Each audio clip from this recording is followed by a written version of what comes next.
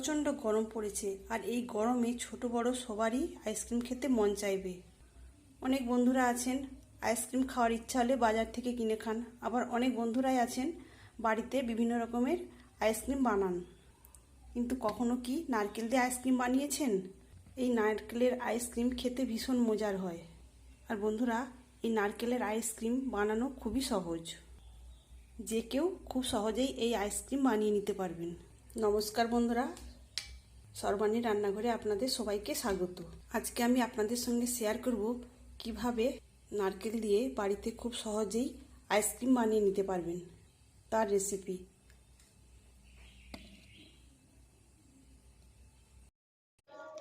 বন্ধুরা, নারকেলের আইসক্রিম বানাতে গেলে অবশ্যই নারকেল নিতে হবে। তবে এখানে আমি নারকেল কিছুটা কুড়িয়ে নিয়েছি আর কিছুটা আমি টুকরো করে নিয়েছি।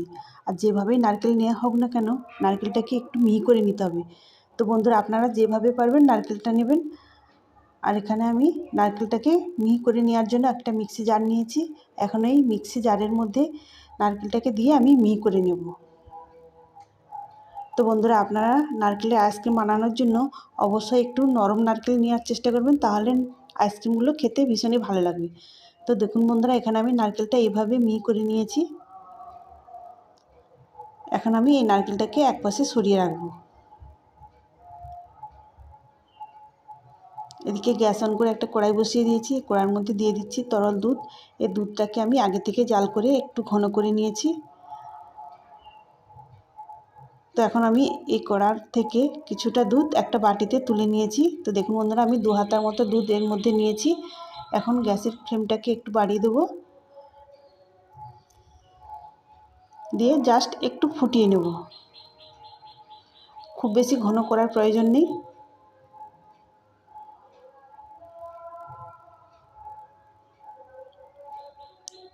তো দেখুন বন্ধুরা, এখানে দুধের বলক চলে এসেছে। এখন আমি এর মধ্যে দিয়ে দেবো চিনি।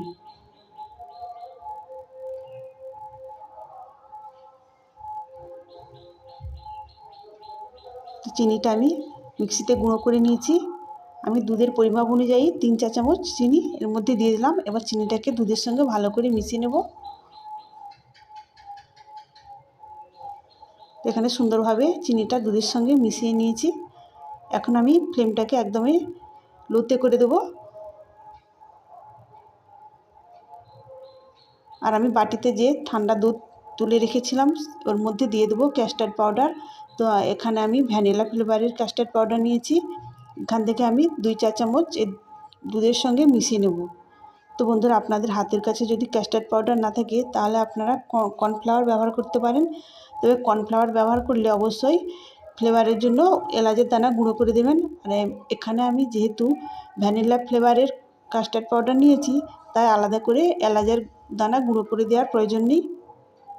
এখানে দুধের সঙ্গে কাস্টার্ড পাউডারটা খুব ভালো করে মিশিয়ে নিয়েছি। এখন আমি ওই দুধের মধ্যে ওই কাস্টার্ড পাউডার মেশানো দুধটা ঢেলে দেব, দিয়ে ভালো করে মিশিয়ে নেব।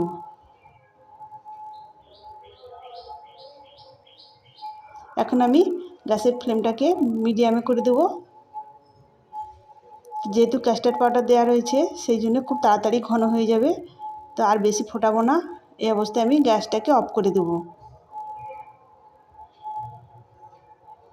তো এটাকে আমি এবার ঠান্ডা করে নেব। এদিকে আইসক্রিম সেট করার জন্য আমি একটা মোল্ড নিয়েছি আর 3টে চায়ের কাপ নিয়েছি। তো যেসব বন্ধুদের আইসক্রিম বানানোর মোল্ড নেই তারা কিন্তু এরকম চায়ের কাপ ব্যবহার করতে পারেন।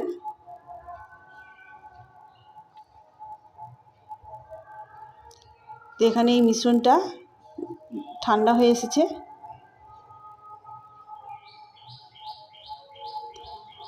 এই পর্যায়ে আমি এর মধ্যে দিয়ে দেব সেই মিহি করে রাখা নারকেলটাকে দেওয়ার পর আমি আবারও ভালো করে মিশিয়ে নেব। তো দেখুন বন্ধুরা, এখানে নারকেল দিয়ে মেশানো হয়ে গেছে। এবার আমি যে চায়ের কাপ নিয়েছিলাম ওর মধ্যে ওই মিশ্রণ দিয়ে দেব।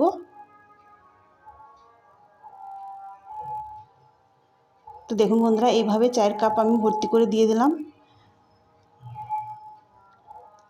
এখন একটা প্লাস্টিক পেপার নিয়েছি, চৌকো শেপ করে কেটে নিয়েছি। এটাকে আমি মুখে দিয়ে একটা গার্ডার দিয়ে আটকে দেব।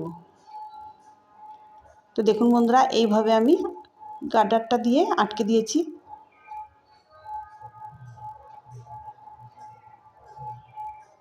একই রকমভাবে আমি আবারও একটা ভরে নিলাম, দিয়ে এর উপরটাতে আবারও একটা প্লাস্টিক আমি গার্ডার দিয়ে আটকে দিয়েছি। একই রকমভাবে আমি 3টি কাপে মিশ্রণ দিয়ে দিয়েছি। এদিকে মোল্ডে এবার আমি ওই নারকেল আর দুধের মিশ্রণটাও দিয়ে দিয়েছি। তো এখানে আমি মোল্ডে 4টে সেটে দিয়েছি।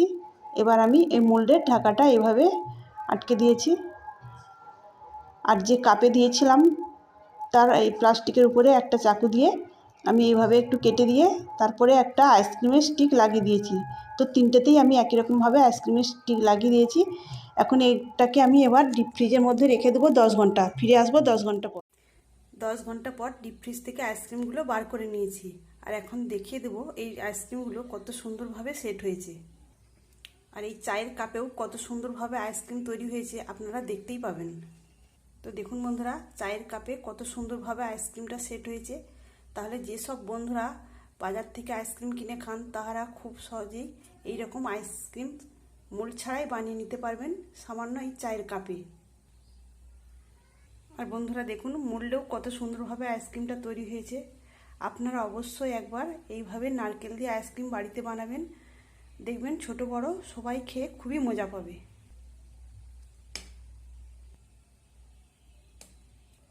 তাহলে বন্ধুরা আজকে আমার বানানো নারকেলের আইসক্রিমের রেসিপি আপনাদের কেমন লাগলো অবশ্যই কমেন্ট করে জানাবেন। আর ভালো লাগলে একটা লাইক, সেই সঙ্গে আমার চ্যানেলটিকে সাবস্ক্রাইব করে আমার পাশে থাকবেন। তাহলে বন্ধুরা আজকে এই পর্যন্তই, আবার আসবো অন্য কোনো ভিডিও নিয়ে। সবাই ভালো থাকবেন, সুস্থ থাকবেন, ধন্যবাদ।